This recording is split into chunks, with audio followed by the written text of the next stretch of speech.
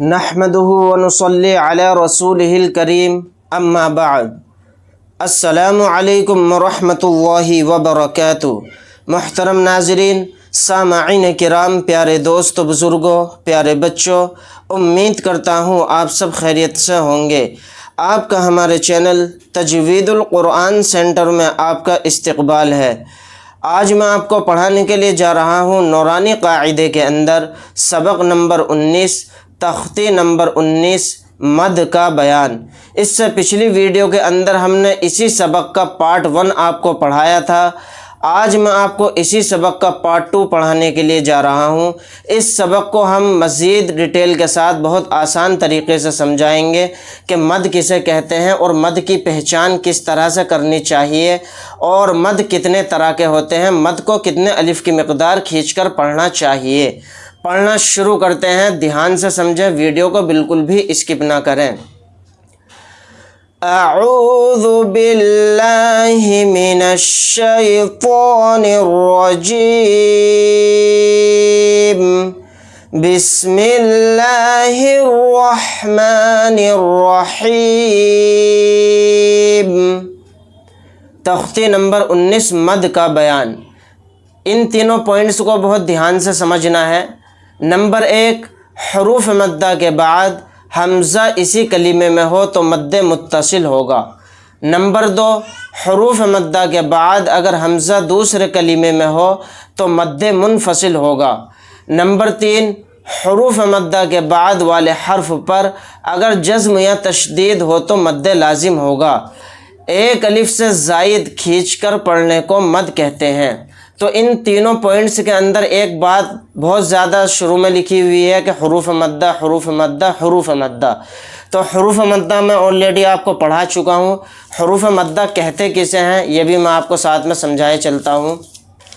حروف مدہ کے 3 حروف ہوتے ہیں، یہ بات آپ اچھے سے سمجھ لیں، یعنی الف یا واو۔ تو الف مدہ کی کیا پہچان ہوتی ہے؟ جیسے یہ ہے با الف زبر با، تا الف زبر تا۔ تو یہ جو الف بنا ہوا ہے اس سے پہلے زبر آ رہا ہے تو یہ الف مدہ کی پہچان ہے۔ تو یہ ایک ہمارا حرف ہم نے سمجھ لیا۔ اب ہم سمجھیں گے یا مدہ کے بارے میں۔ یا مدہ بولتے ہیں یعنی کہ یا ساکن سے پہلے زیر ہو، جیسے حمزہ یا زیر ای، با یا زیر بی، تو یہی یا مدہ کی پہچان ہے۔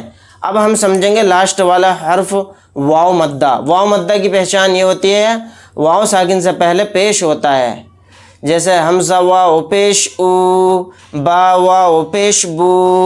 تو حروف مدہ کے 3 حروف ہیں، الف یا واو۔ تو یہاں پر ہمیں اس قاعدے کے اندر دیکھنا ہے جہاں بھی حروف مدہ کے 3 حروف میں سے کوئی حرف آئے گا تو اس کے بعد حمزہ اسی کلمے میں ہے یا دوسرے کلمے میں ہے۔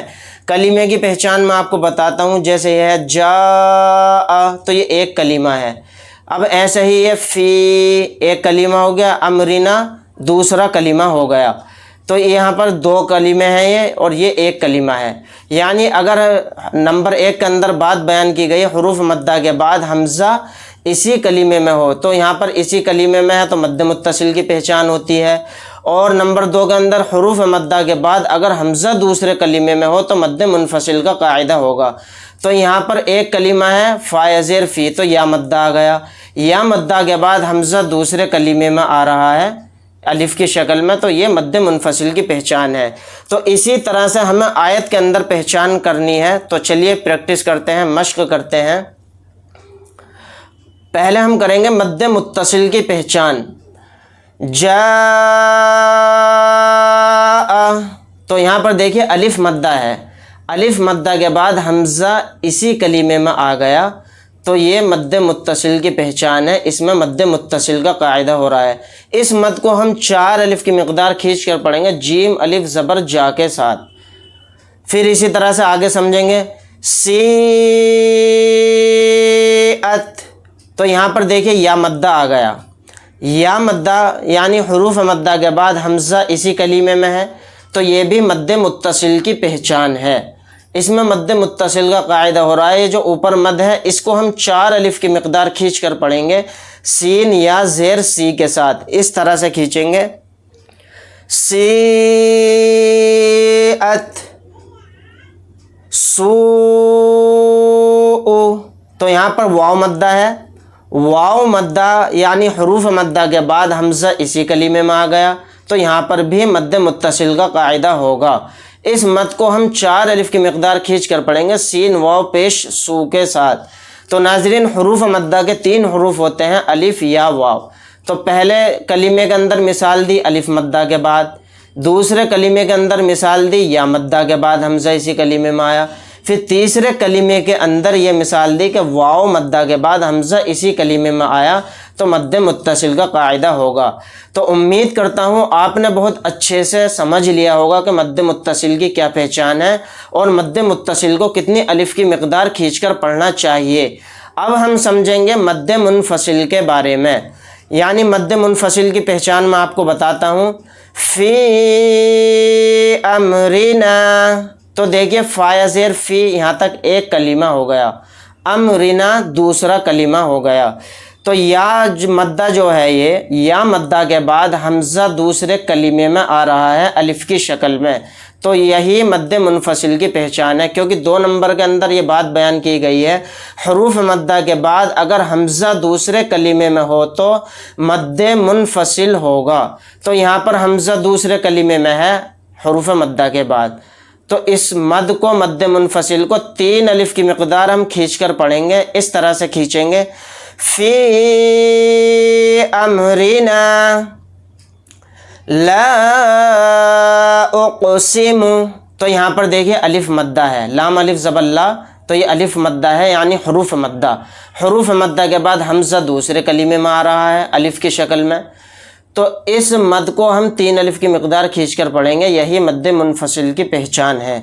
इस तरह से खींचेंगे, ला उक़सिमु क़ालू इन्ना, तो यहाँ पर देखें वाव मद्दा है यानी हुरूफ मद्दा। हुरूफ मद्दा के बाद हमज़ा दूसरे कलीमे में आ रहा है अलिफ की शक्ल में, तो यहाँ पर भी मद्द मुनफसिल का कायदा होगा। इस मद को हम 3 अलिफ की मिक़दार खींच कर पढ़ेंगे लाम वाव पेश लू के साथ। इस तरह से खींचेंगे, क़ालू इन्ना। हमने समझा मद्द मुत्तसिल के बारे में भी और मद्द मुनफसिल के बारे में। अब हम समझेंगे मद्द लाजिम किसे कहते हैं और मद्द लाजिम को कितने अलिफ की मिक़दार खींचकर पढ़ना चाहिए।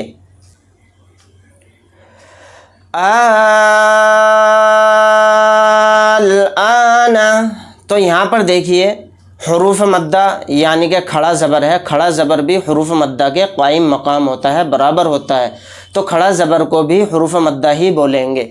तो हुरूफ मद्दा के बाद लाम के ऊपर जज़म आ गया, तो इसमें मद्द लाजिम का कायदा होगा। इस मद्द लाजिम को हम 5 अलिफ की मिक़दार खींच कर पढ़ेंगे। यानी 3 नंबर के अंदर ये बात बयान की गई है, हुरूफ मद्दा के बाद वाले हर्फ पर अगर जज़्म या तशदीद हो तो मद्द लाजिम होगा। मद्द लाजिम की पहचान हमें ऐसे करनी है, हुरूफ मद्दा के बाद अगर जज़्म आ जाए या तशदीद आ जाए तो मद्द लाजिम का कायदा होगा, और मद्द लाजिम के मद को 5 अलिफ की मिक़दार खींच कर पढ़ेंगे। आना हाजूका, तो यहाँ पर देखिए अलिफ मद्दा है, अलिफ मद्दा के बाद जीम के ऊपर फ़ौरन तशदीद आ गई, तो यही मद्द लाजिम की पहचान है, मद्द लाजिम का कायदा होगा। इस मद को हम 5 अलिफ की मिक़दार खींच कर पढ़ेंगे हा अलिफ ज़बर हा के साथ, हाजूका